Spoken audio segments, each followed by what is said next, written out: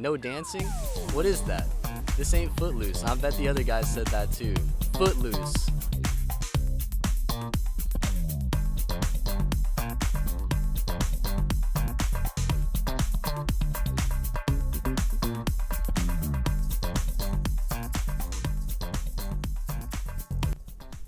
There is a clear student conduct statement, which we posted in the hallway, which says activities other than what the hallway was used for, the passage of individuals, are against university policy.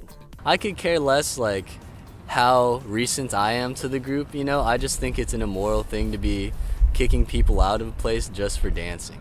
But we have had like a long history in the hallways. Like that hallway has historical significance to a lot of b-boys around the school. I've been pretty much dancing in the halls since my freshman year of college, which was 2014, and even before then there have been folks that have been dancing there going back as far as the 90s. I met with several of the young men last week, and it hits my heart because a number of them have made it very clear that this is their community.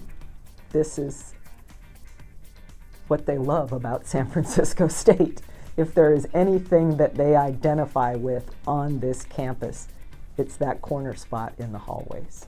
The main reason that we end up in the hallway is because it's always there. We don't have to, reserve the hallway for like a 2-hour time slot in like the whole week or anything like that. We could just go there and practice whenever we want. We tried our best to be courteous to folks that were walking through. We would always move away when folks were trying to walk by, when people are in a rush, when people are running.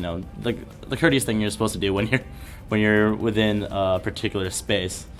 Even when we do practice there, we don't have like 10 people standing in the intersection just like that. We usually have like 1 or 2 people, at most like 3 or 4, like in the intersection dancing, and then the others was kind of just like sit somewhere else.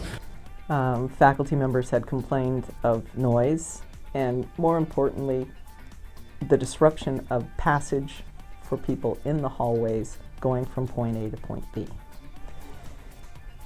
And the mostly gentlemen who are participating in the breakdancing, extremely courteous, wonderful young men, absolutely willing to turn down the music, move out of the way if they see you coming, and get out of the way.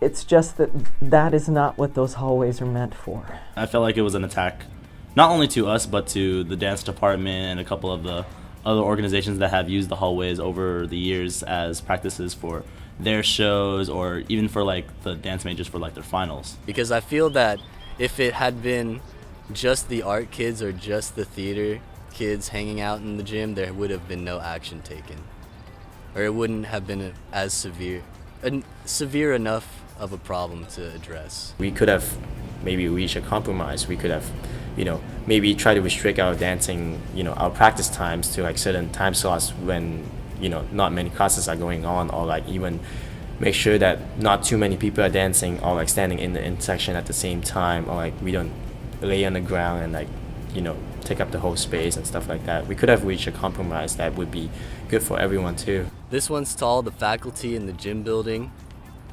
In the end, you guys might get away with this and we might not be in the gym building for a long time, but you better know what you're doing right now is wrong and immoral. That's about it. I would say one thing I do regret is that I didn't have conversations with them before putting those signs up.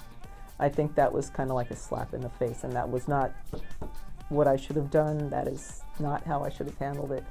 And I shouldn't have let the conversation that they had with Charles be the only conversation that they had around this subject. I should have gone down and spoken with them because I was taking actions to get the signs made. It was something that the faculty had all discussed, and we all knew what was going on there, but I didn't talk to the young men that was going to impact. And I would have done that differently.